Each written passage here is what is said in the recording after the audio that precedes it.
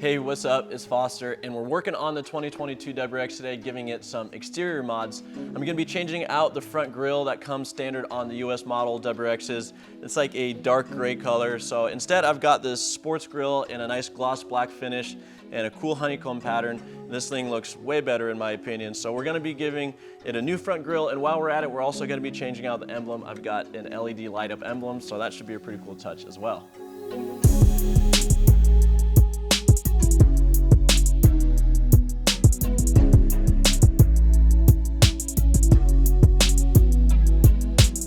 The best way to remove your old grille is to just take your whole front bumper cover off. I know it sounds like a lot of work, but it's really not so bad. There's some 10mm bolts that are holding it on the top, and then a couple pop clips. And once we get these removed, we're gonna get the car in the air, and then we'll remove some more pop clips underneath.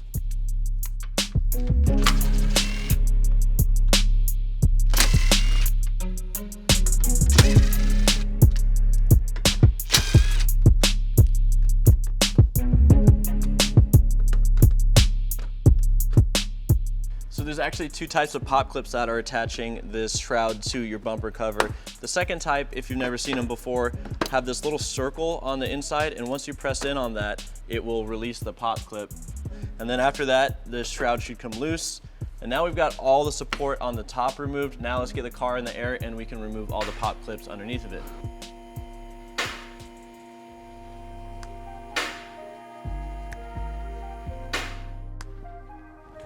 Moving under the car, there's a bunch of plastic clips that attach your bumper cover to this plastic support thing. I'm not sure what that's called, but go ahead and remove those.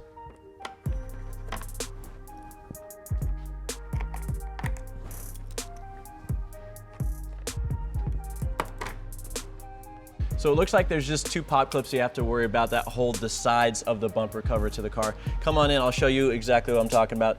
These are those pop clips that I was describing earlier. So if you press in on the center of them, it pops it loose, just like that. And now you should be able to pop this bumper cover out. Since this is the first time this bumper cover has ever been removed, it is a little bit more stuck than normal.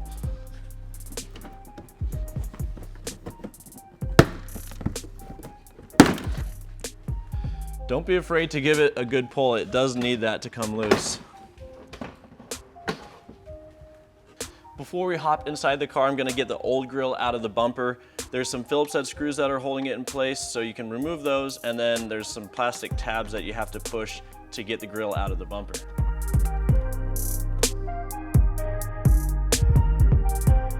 Before we install the sports grille, I'm gonna install our LED emblem. This part's pretty straightforward, so I'm not going to show too much of it, but you just remove these 3 screws and you replace it with your new LED emblem.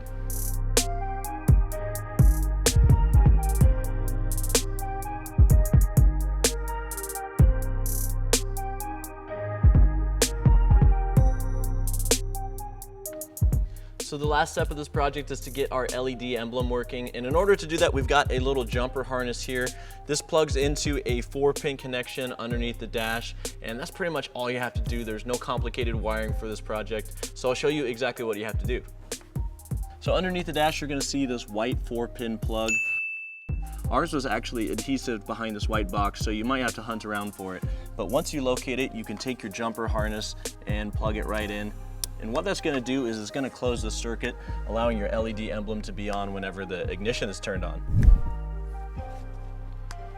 Okay, I got the key twisted all the way. Now let's see if our new light up emblem works. That's all you have to do. When the ignition is on, your emblem should be on. So it does look like it's actually on at the moment. A little bit hard to see in the shop since there's all the lights on, but it is a cool subtle flex. I think that would be awesome if you're driving around at night with a light up emblem. So why don't I turn off all the lights? I'll get the bumper put back on the car and you guys can see what it looks like.